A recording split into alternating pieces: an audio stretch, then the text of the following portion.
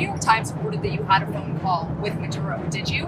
I don't want to comment on it. The answer is yes. And can you tell us a little bit No, about I can't do that. Mr. President, would you say it went well? I would say it went well or badly.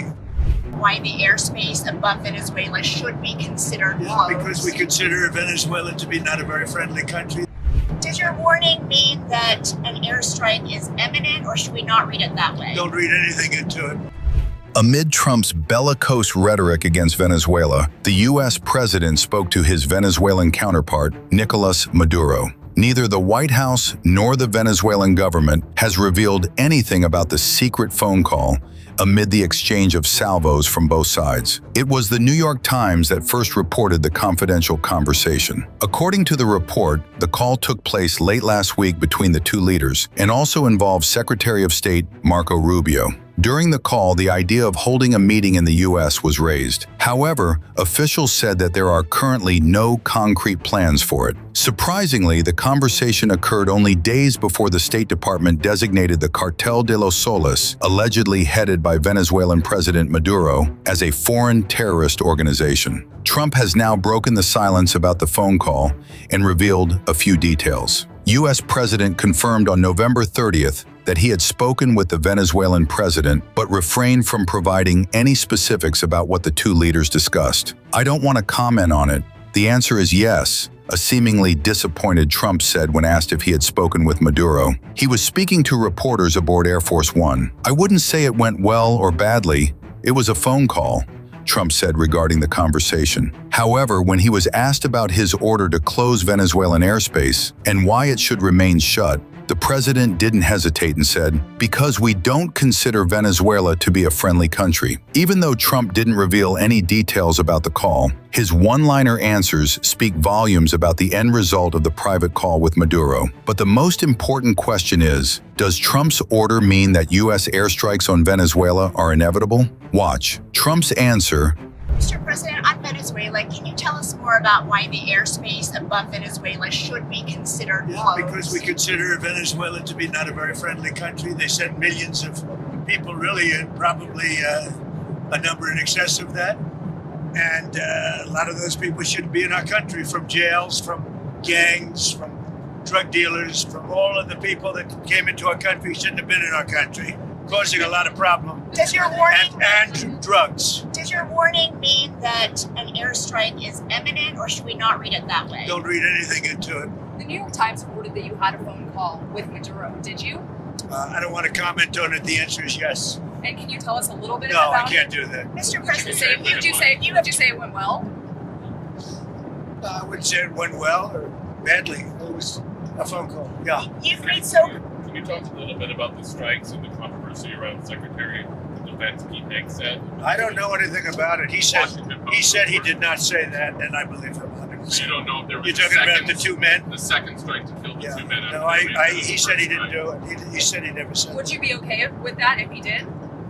He said he didn't do it, so I don't have to make that decision. Mr. You've made so clear how you want to keep drugs out of the U.S. Right. Can you explain more about why you would pardon a notorious drug trafficker, Well, I don't know who you're talking about. Which Juan one? Orlando Hernandez? Well, I was asked by Honduras, many of the people of Honduras, they said it was a Biden setup. I don't mean Biden. Look, Biden didn't know he was alive, but it was the people that surround the Resolute desk, surround Biden when he was there, which was about very little time. And the people of Honduras really thought he was set up, and it was a terrible thing. He was the president of the country. And they basically said he was a drug dealer because he was the president of the country. And they said it was a Biden administration setup. And I looked at the facts and I agreed with them. What evidence did you share that he was set up and that he wasn't? Well, you take a look. I mean, they could say that you take any country you want. If somebody sells drugs in that country, that doesn't mean you arrest the president and put him in jail for the rest of his life. President, can I just clarify, do you think the And U.S. that includes this country, okay? To be honest, I mean, if somebody does something wrong, do you put the president of the country in jail? They said it was a Biden setup. It was a Biden administration setup. And you have a big race going on this week, next week. I think it's going to be a very important race. It'll be interesting to see Honduras. That's what you're talking about, right? Correct, yes. on the Venezuela vote second strike. If there were a second strike that killed wounded people wounded in the first strike, are you Well, thinking number one, that I would don't. be Yeah. legal? You Number think that's one, I don't illegal? know that happened. And Pete said he did not want them. He didn't even know what people were talking about. So we'll look into it. But no, I wouldn't have wanted that. Not a second strike. The first strike was very lethal. It was fine, and if there were two people around. But Pete said that didn't happen. Does that make you? I have great confidence. He's in saying that. there's no second strike? I don't know. I'm going to find out about it. But Pete said he did not order the death of those two men. Do you have any concerns about how those boat strikes have been carried out at all? Very little, because you can see the boats, you can see the drugs in the boats, and each boat is responsible for killing 25,000 Americans. So, and they're doing an amazing job. And you know, we're getting. You just look at the numbers. The amount of drugs coming into our country by sea is infinitesimal compared to what it was just a few months ago. On immigration, And each boat, think of this: each boat, on average, is responsible for the death of 25,000 Americans. on immigration, your administration made a lot of moves throughout the last few days after we know that Afghan national is the suspected shooter of these National Guardsmen. Yeah, they people that shouldn't be in our country this way. So you announced that asylum. And that includes Somalians and it includes plenty of others. How long does your administration plan to pause asylum into the U.S.? I think a long time. Can you give any We kind don't of want time? them. What's We the don't want long those time? people. We have enough problems. We don't want those people. Is that a year, 2 years? No time limit, And then but it could be a long time. you said that. We don't want those people. Do you understand that? I understand. Do you understand that? I understand. Who are what you you're with? saying. I'm with News Nation. So Okay, my News name's Nation. Lindsay. News Nation. Great. Right. Thank Let me you. just tell you something. We don't want those people. Does that make sense? You know why we don't want them? Because many have been no good, and they shouldn't be in our country. What do you mean by those people? Can you The clarify? people from different countries that are not friendly to us, and countries that are out of control themselves. Countries like Somalia that have virtually no government, no military, no police. All they do is go around killing each other. Then they come into our country and tell us how to run our country.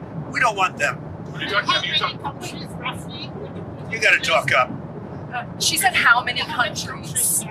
Is there a list of? Well, I guess we gave you 19, right? And it's probably more than that. Is that what you mean when you mean third world countries, those 19? No, I don't think they're all third world, but in many cases they are third world. They're not good countries. They're very crime-ridden countries. They're countries that don't do a good job. They're countries that don't register from the standpoint of success. And we frankly don't need their people coming into our country telling us what to do.